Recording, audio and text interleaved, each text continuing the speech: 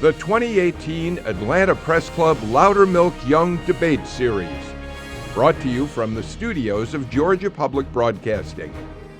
This is the race for State School Superintendent.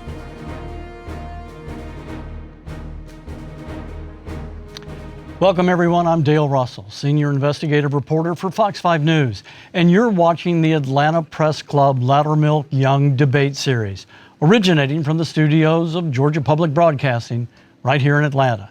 Now this is the debate among candidates for State School Superintendent.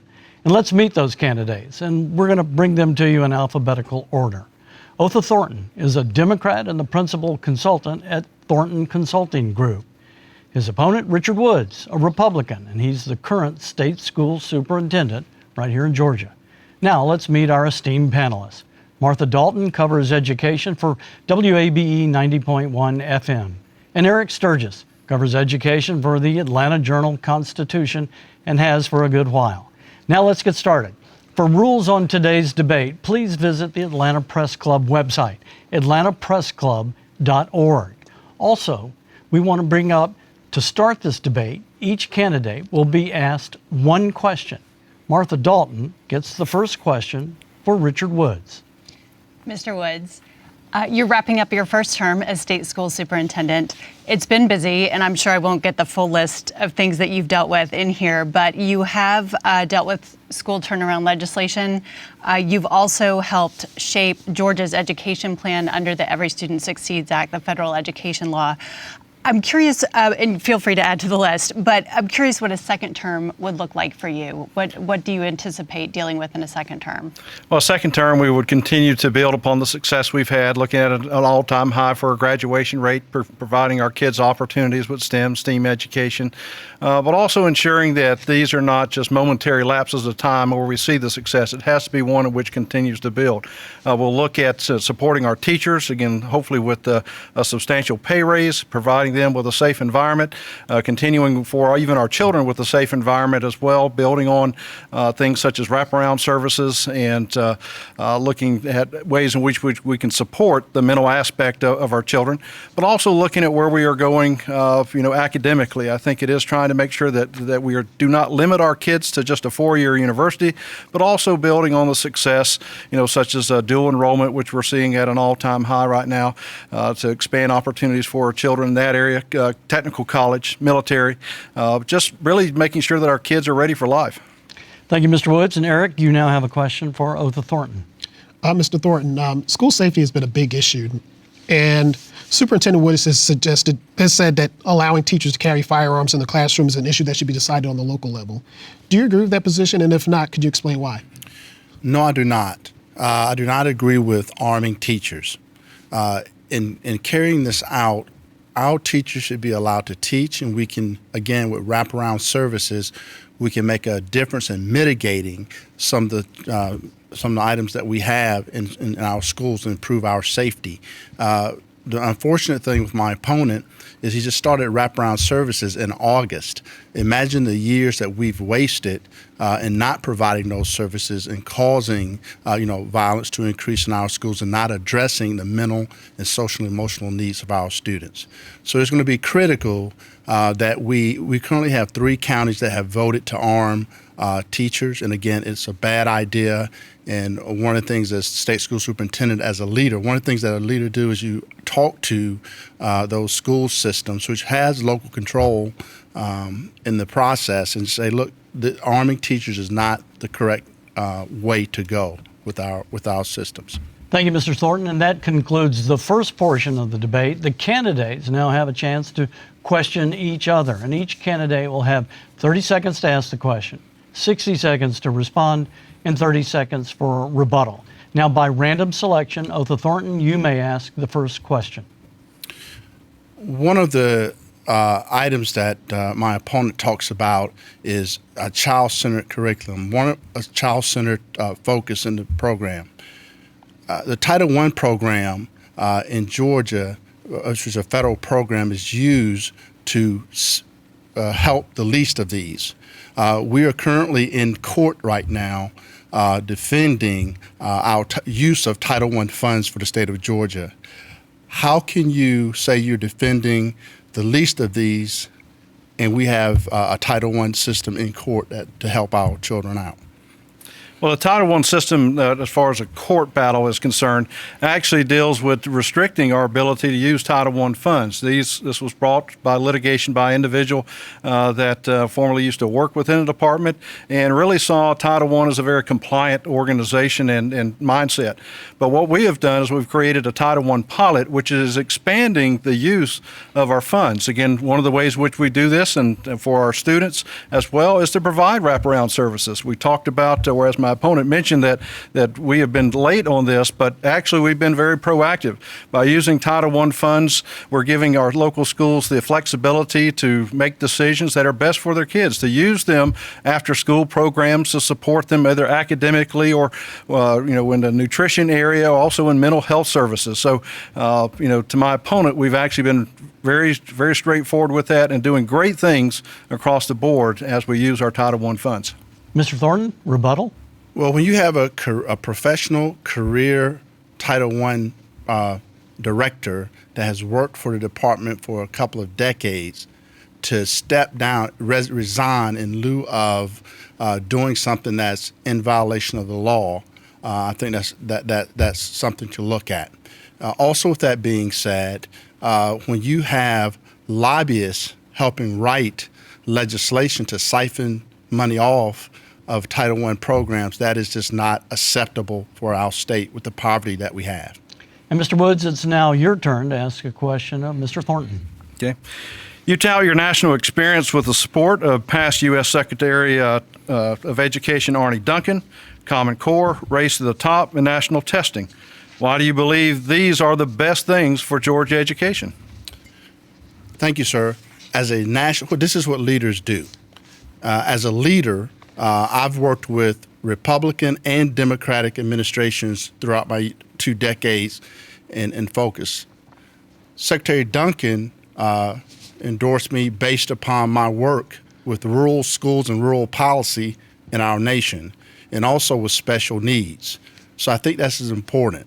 As far as Race to the Top is concerned, I did not agree with all the components of Race to the Top, but because Georgia as a state have deprived its students of monies in the past, they ended up taking Race to the Top dollars, $400 million in 2010, because we failed as a state to properly fund our school systems. So again, sir, I've worked with Lamar Alexander, who's a former Secretary of Education, and I've worked with Secretary Duncan. I will work with any secretary to make sure that we take care of our children here in Georgia. Mr. Woods, rebuttal? Well, by embracing these policies, my opponent has supported the system of compliance and consequence, a system that in which parents could not even help their children with basic math, a system which drove our students to pursue solely a 4-year degree. And also, as we look at this, a system which put emphasis on a test and not our children.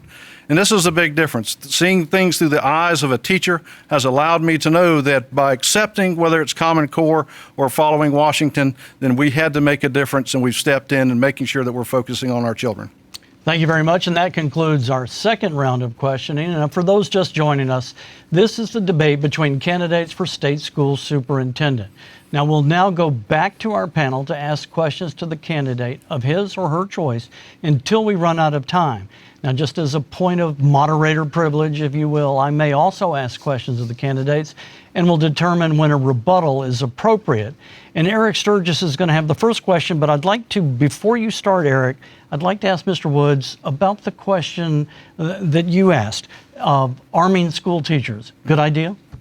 Well, I think that, again, is a local decision. I trust the locals to make their decision. We are a local control state, so I have to recognize and support. But what are you going to tell those local officials? Well, with the local officials themselves, I would look at that. If you decide to arm teachers, if that is your decision, this is not a mandate. We do not mandate any teacher from being armed, so that has to be a choice on both ends. But also, as I have been very clear with that, my method is looking at a very proactive approach to education, especially in school safety. We work with GMA to work with our school systems to provide them with a solid plan. Locally, as we collect and really navigate local entities, we also are looking at and continue to look at ways in which we can provide wraparound services. We've actually given $1 million to wraparound. School safety has received $1 million, and we will also look at school environment and the school itself or what goes on. So we're doing some good things, but it's a very well balanced approach throughout the state. Eric, question. This question will be for both of you gentlemen. Gubernatorial candidate Brian Kemp has proposed a permanent $5,000 annual pay raise for teachers. Is that a financially feasible idea considering the state's struggles to fully fund K through 12 education? I'll start with Superintendent Woods. Well, I think that as we look at that, of course, Secretary Kemp has looked at not only expanding that, but seeing which ways we can save money through state spending. So I think we can incorporate and provide, a balanced approach to education, especially providing a raise for our teachers.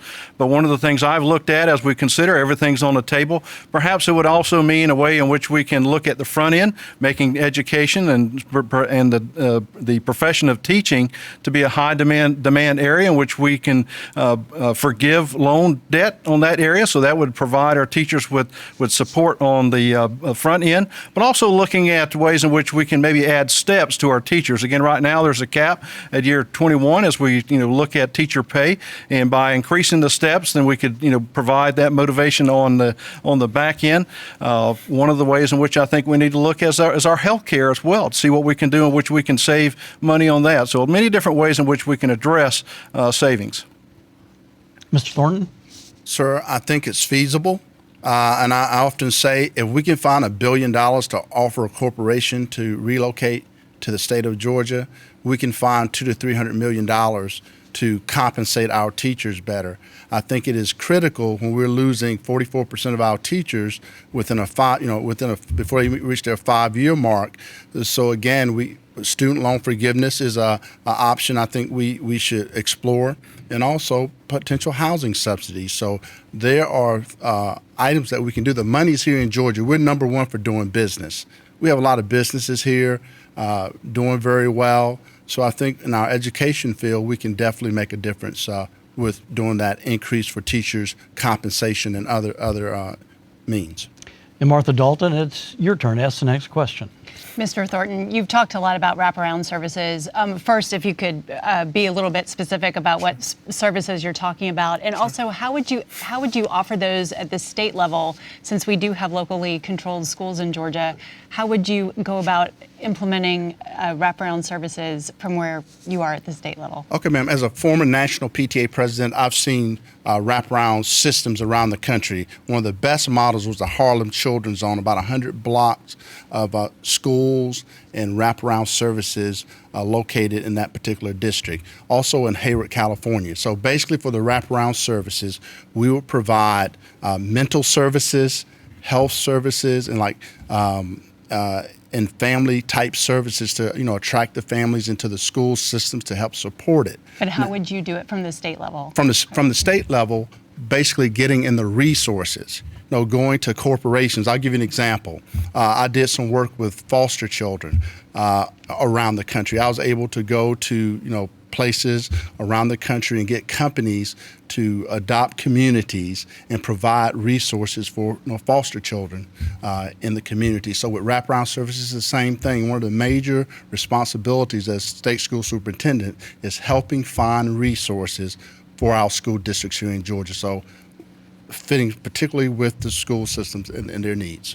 Thank you. Eric Sturgis, next question. For Superintendent Woods, there's been a lot of conversation about the start of the school year. Many parents are upset that the school year starts so early in many school districts.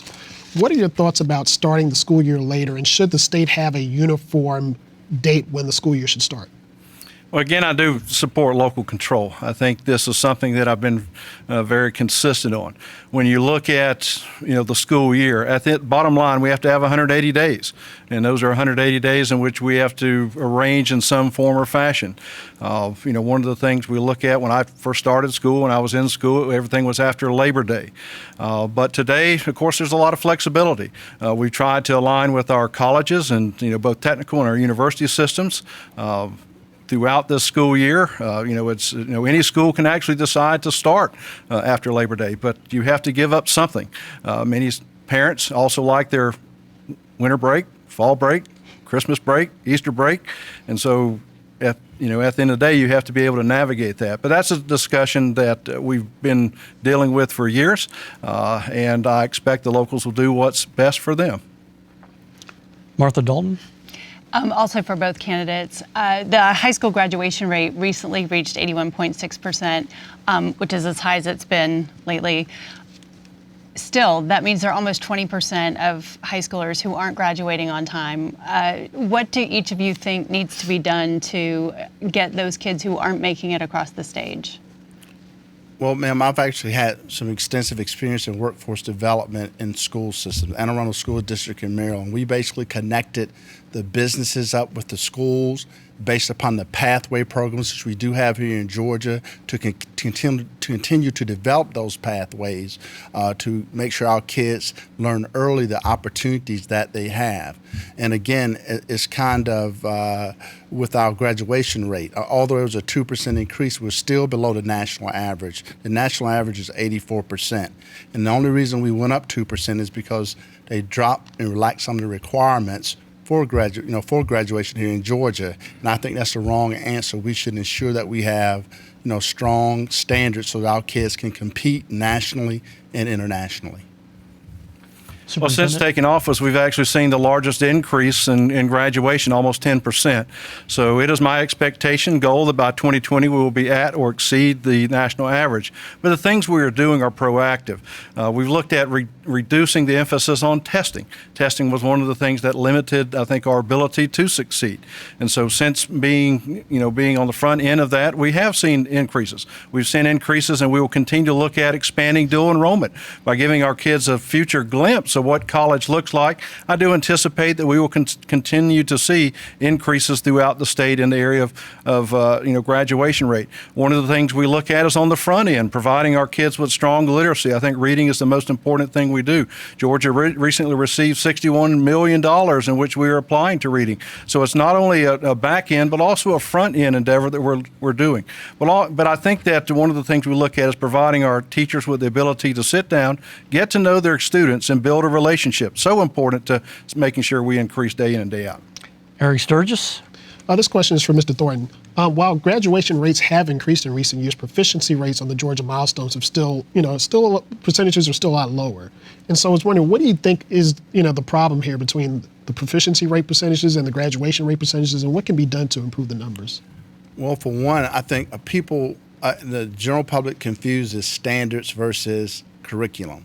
And the local school boards and communities have control over curriculum.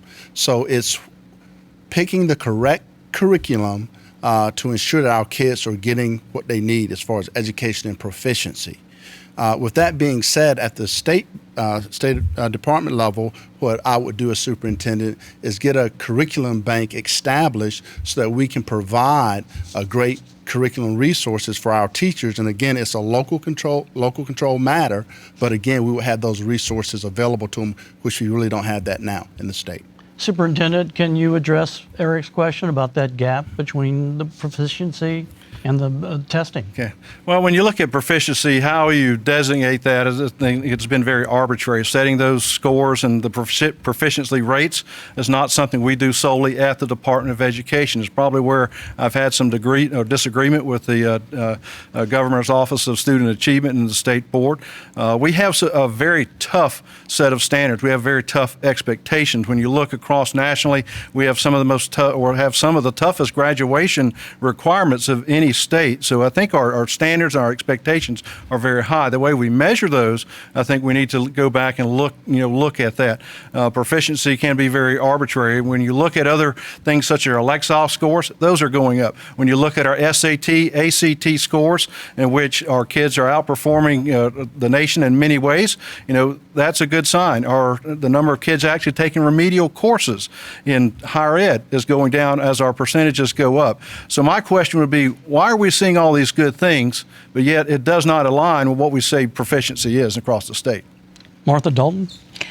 Speaking of proficiency, a lot is made of students being able to read on grade level by third grade. But still, if we look at scores, only roughly a third of Georgia third graders are reading on grade level. What can be done to strengthen literacy efforts in the younger grades so that more kids are reading on grade level by third grade? And who is that question for? For both. I'm sorry, for both candidates. For both candidates. Okay.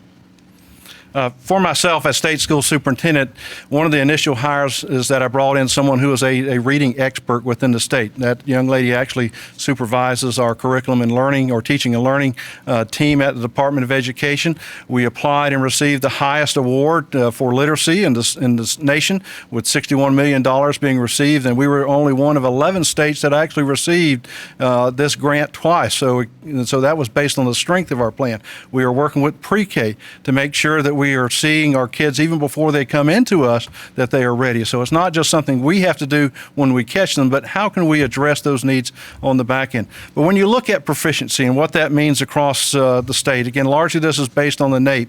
If you look at the NAEP, and would you say that 30% is proficient? Well, if you look at Massachusetts, 50% is proficient there. So I think when you look in context, actually probably the reading level within Georgia is probably within 60 to 70% to be more accurate.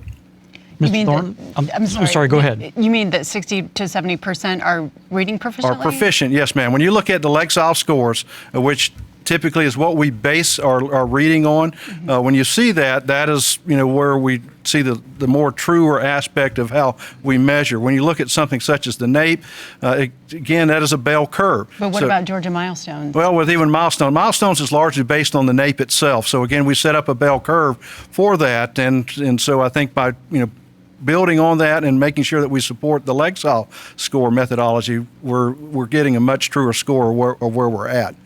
Because at the end of the day, ACT, SAT scores are up. So those are nationally ranked as well. And so we're doing things on the Superintendent, we'll have to stop Sure. there. Mr. Thornton? Well, here's what leaders do. You get to the root of the problem. In Georgia, the root of the problem is, number one, poverty. 20% overall and 30% in some rural areas. So whether you're in the mountains of North Georgia or the swamps of South Georgia, we have to address the needs of the children in school systems first. And this is with wraparound services. And as mentioned, we're just getting to wraparound services now in August of an election year. And that's something I've been pushing for decades in the education advocacy area. So we have to address the needs, because unless a student is prepared to learn, walking in class, they have, they're fed, through programs that we have, or medical issues taken care of, sight, vision. Unless we handle those issues first, the classroom is not going to be, as where it needs to be, period. And we want to make sure that the teachers are prepared, the students are prepared to learn and teachers are prepared Mr. Thornton, I'm sorry, we'll have to cut you off. Eric, last question, and we need a quick response for whoever it's for. Okay. I'll try to do this quickly for both of you all. There's been a lot of discussions about whether seat belts should be on school buses. I want to get your thoughts about that. Well, anytime we look at safety, it comes first. I think we look at the research, and we are seeing more and more school systems that are actually putting seat belts within on our school buses. I think it's a very good idea. I actually lost a cousin to an accident with a school bus, so I understand the importance of that. But it is something we look at. It costs funding, and I hope that our General Assembly will look at that and increase our budget for transportation. Mr. Thornton? I agree that we should have seat belts on buses. Funding? Funding, again, we have the funding in the state of Georgia. It's a matter of prioritizing it. And plus the bus company that makes most of our buses. So you think it could be done? It could be done. That's all the time we have for our questions. Each candidate now will have 60 seconds for a closing statement. Otha Thornton, you get the first closing statement. Georgia, we're at the crossroads in education here. For the last couple of years, we've consistently ranked below average with the nation. And we talk about Georgia standards. I'm a native Georgian, 8th generation Georgian. And with that being said, been able to travel around the world, live in other countries and other states. And I think it's very important that we give our kids the best that we can. Georgia can be better than below average. And as a leader, as a chief education officer for the state of Georgia, I will be a great administrator. We will not be in court for Title I funds. We will ensure that they are administered correctly. I will not have policy wonks inside writing policy that is not good for our school systems. Number two, as an advocate, as a National Parent Teacher Association president, I've advocated for children all over the world. So let's make sure we get out and vote for the best candidate for state school superintendent. Thank you, Mr. Thornton. And now Richard Woods, the final closing. Again, I would like to thank GPB and, of course, our panelists for today. Georgia education is on the rise. And again, in a relatively short period of time since taking office, we have seen increases in innovation, in growth, and participation in many programs throughout the state. We have looked at and making sure that we are not focused on, our kids as far as seeing them as a test number, but again, as individuals, preparing them for life. That is why we are expanding STEM and STEAM education. We are looking at the fine arts and seeing how ways we can support that. Not only are we supporting our university system, but also our technical school system as well. Wraparound services, again, something we have been starting with day one. The Title I, project that you've looked at and heard about so much is a way in which we can increase that flexibility and make sure that we are meeting the needs of the students, and we are not breaking the law, as perhaps some have said. But it's been my pleasure to be with you, to represent you as a state officer. And again, I ask for your vote again on November 6th, and visit woodsforsuper.com to learn more. Thank you, Mr. Woods. Very well timed, and that concludes our debate.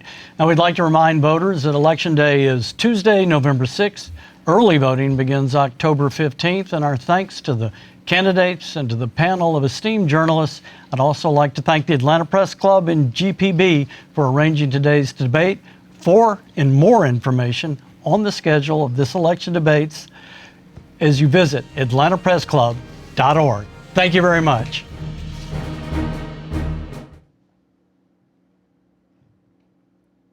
I'd also like to say this will be archived and they'll be on Georgia Public Broadcasting's website, gpb.org.